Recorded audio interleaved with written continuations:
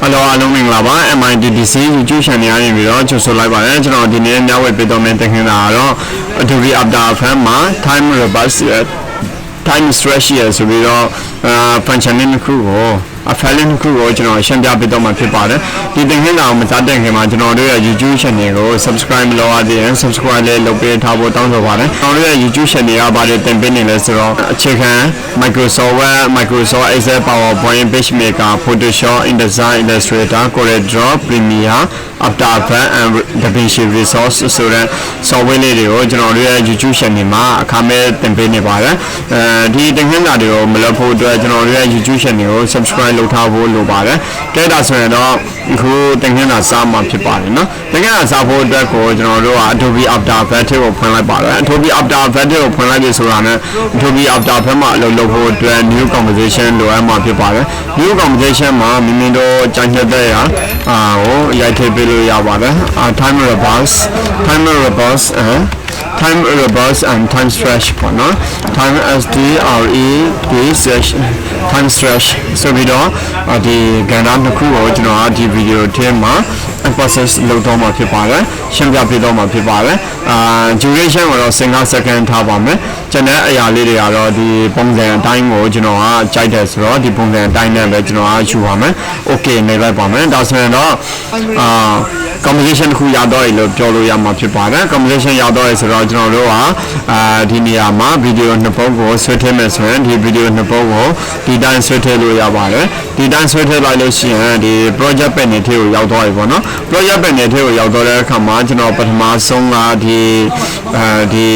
video ကလေးကို timeline ထဲကိုဆွဲထည့်လိုက်ပါတယ် timeline ထဲကိုဆွဲထည့်လိုက်တဲ့အခါမှာဒီပုံစံလေးတစ်ခုကိုကျွန်တော်တို့ကရရှိလာမှာဖြစ်ပါတယ်ရရှိလာပြီဆိုတော့ဒီဗီဒီယိုကတော့ပုံမှန် run နေတဲ့ဗီဒီယိုတစ်ခုဖြစ်ပါတယ်ဒါကပုံမှန်ရိုက်ထားတဲ့ဗီဒီယိုတစ်ခုဖြစ်ပါတယ်အဲ့ဗီဒီယို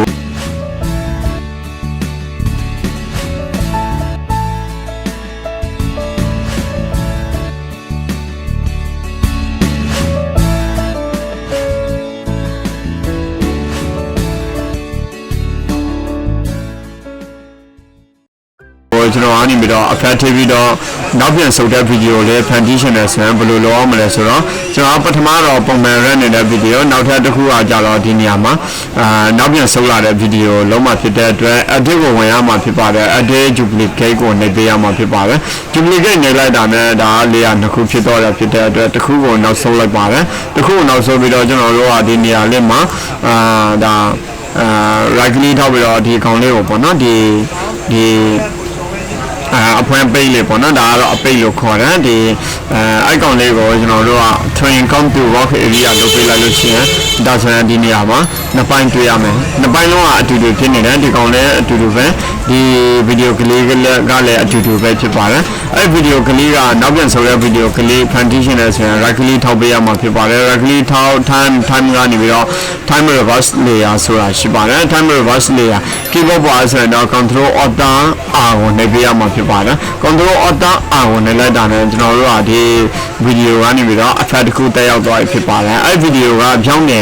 ဖြစ်သွားတာပေါ့နော်ကျွန်တော်တို့ကပထမဗီဒီယိုကတော့ဒါပုံမှန်သူကဒါပင်ခုံစင်းတဲ့ပုံစံမျိုးရယ်နောက်တစ်ခုကကြတော့ရေထဲကနေပြီးတော့ဒါကုန်းပေါ်ပြန်တက်တဲ့ပုံစံမျိုးဖန်တီးလိုက်တာပေါ့နော်ဒါမျိုးလေးတွေကဗီဒီယိုတော်တော်များများမှာမြင်တွေ့ရမှာဖြစ်ပါတယ် MV ဒါတရှင်း MV တွေလောက်တဲ့အခါမှာလေဒီလိုပုံစံမျိုးနောက်ပြန်ဆိုတဲ့ပုံစံမျိုးလေးတွေကိုတော်တော်များများကိုတွေ့ရမှာဖြစ်ပါတယ်အရင်ကအသုံးဝင်တဲ့ function လေးတွေ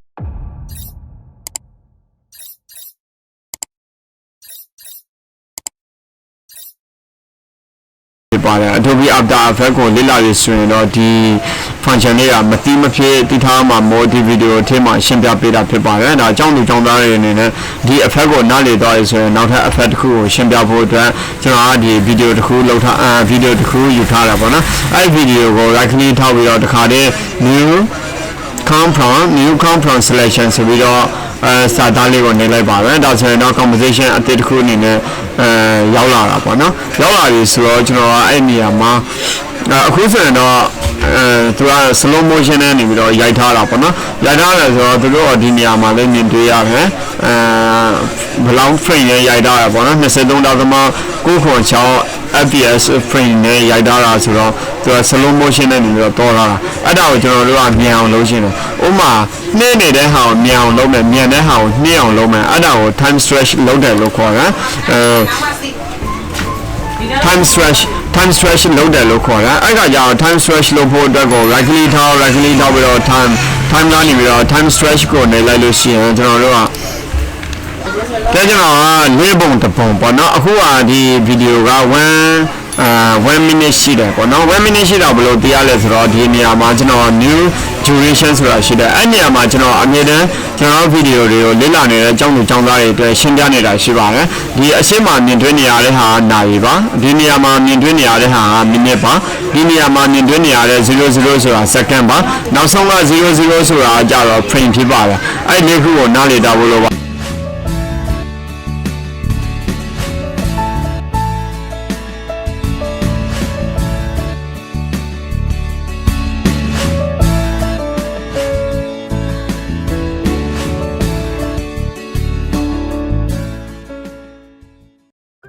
အခုဒီနေရာမှာ01ဆိုတာကြတော့မိနစ်နေရာမှာရှိတဲ့အဲ့ဒါဒီဗီဒီယိုရဲ့ frame ကဒီဗီဒီယိုတစ်ခုရဲ့ timeline ကဘယ်လောက်ရှိလဲဆိုတော့1 minute ရှိပါတယ်1 minute ကိုကျွန်တော်တို့က၄ပုံတစ်ပုံရှော့ချမှာဖြစ်တဲ့အတွက်သူ့ကိုဘယ်လောက်ထိထားပလိုက်ဆိုတော့25လောက်ပဲထားပါမယ်တဲ့ဒါဆိုရင်တော့ကျွန်တော်တို့ကအခုဒီ10 minute ရှိနေတယ်ပေါ့နော်အဲ့10 minute ကိုကျွန်တော်တို့က၄ပုံတစ်ပုံလုံးရှင်းနေဆိုရင်ဒီနေရာမှာ25တရား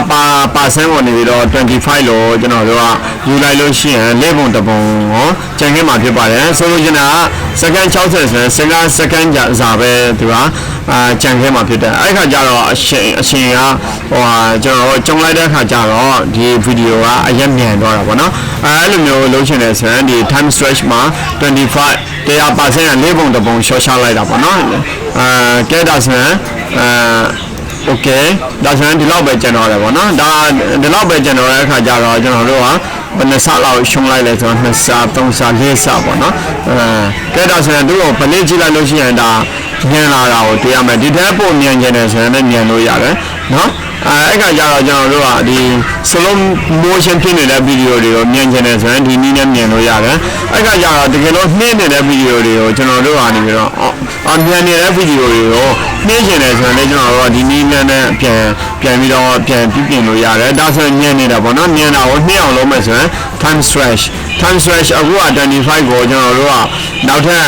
လေးစားတက်လိုက်မယ်ဆိုတော့100ပေါ့နော်100ယူလိုက်မယ်ပေါ့နော်အဲ့ခါကျတော့ okay နေလိုက်လို့ရှိရင်ဒါကတော့ slow motion ဖြစ်တော့ဖြစ်ပါတယ်ဒါ Adobe After Effects မှာ slow motion လုပ်တာရယ်ဗီဒီယိုတစ်ခုကို fast motion လုပ်တာရယ် slow motion လုပ်တာရယ်ကအရင်ကလွယ်ကူပါတယ်ဒီနည်းလမ်းအတိုင်းကို slow motion fast motion လုပ်ပေးလို့ရပါတယ်ဒါဆိုရင်ဒီဗီဒီယိုတစ်ခါအထက်မှာကျောင်းသူကျောင်းသားရဲ့အနေနဲ့လေ့လာရတာကြတော့အချက်2ချက်ရှိပါတယ် timer reverse အချိန်ကိုကျွန်တော်တို့နောက်ပြန်ဆုပ်တဲ့ပုံစံမျိုးလုပ်တာရယ် timer reverse လုပ်တဲ့ဆိုတာဒါ